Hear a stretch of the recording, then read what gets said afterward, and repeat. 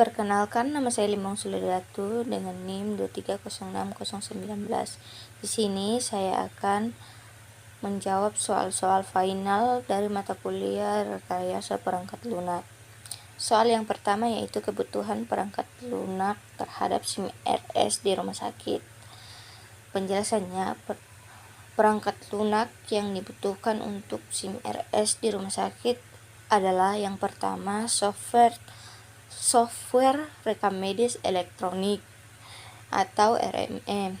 RME ini mengelola dan menyimpan informasi kesehatan pasien secara efisien dan aman.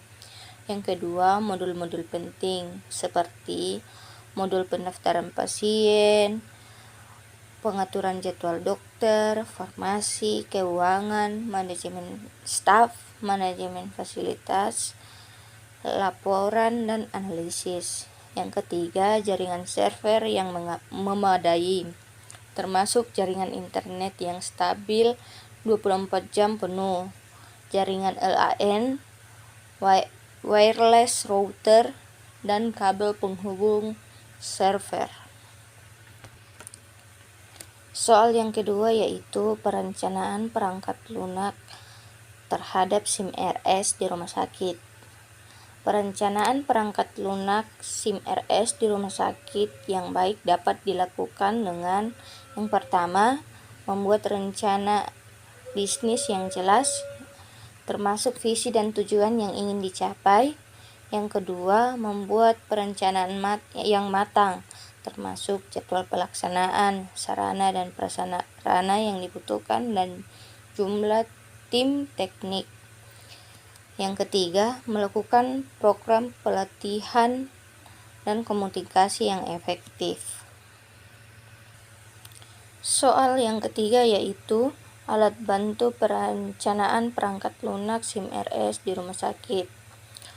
Penjelasannya, alat bantu perencanaan SIM RS di rumah sakit meliputi diagram UML untuk pemodelan sistem, tools seperti Microsoft Project atau Trello untuk manajemen proyek, dan perangkat analisis kebutuhan seperti Jira dan Figma untuk desain awal.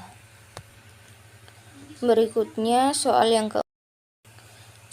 keempat itu desain user interface perangkat lunak terhadap SIM RS di rumah sakit. Penjelasannya, desain antarmuka pengguna atau interface perangkat lunak SIM RS di rumah sakit perlu dikembangkan seiring perkembangan zaman.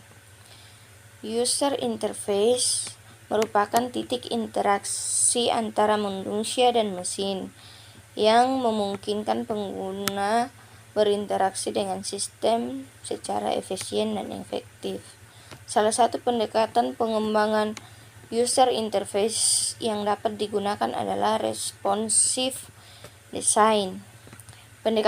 Pendekatan ini memastikan bahwa desain user interface menyesuaikan dengan preferensi pengguna dan perangkat yang digunakan.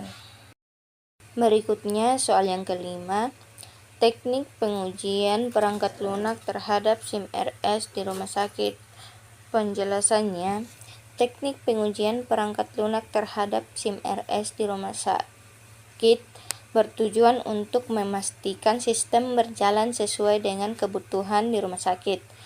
Teknik-tekniknya ini meliputi yang pertama, black box testing untuk menguji fungsionalitas sistem tanpa melihat kode. Yang kedua, white box testing untuk menguji logika internal dan alur kode.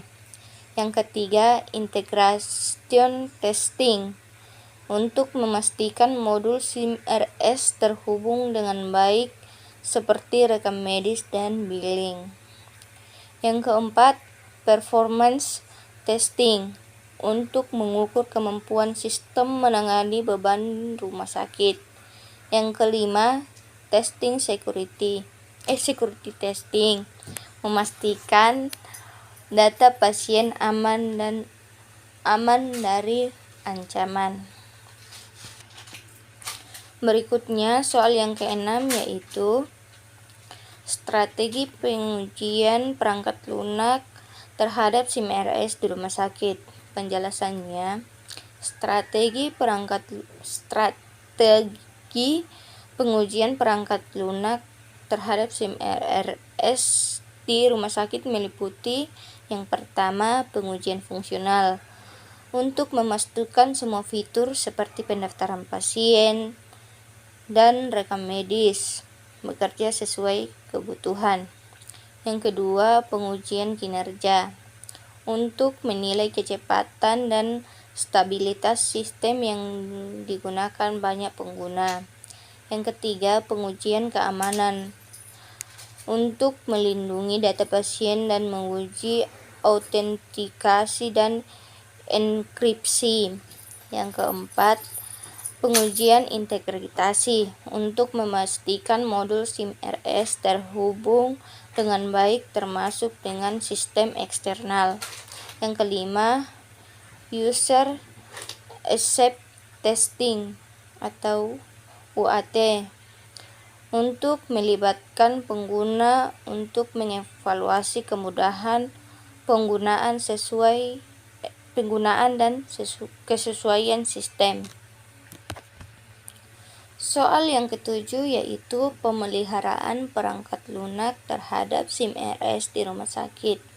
Penjelasannya, pemeliharaan perangkat lunak terhadap SIM RS di rumah sakit meliputi pemantauan kinerja, pembaharuan perangkat lunak, penanganan masalah yang timbul. Sekian penjelasan soal-soal ujian final tersebut dari saya. Terima kasih.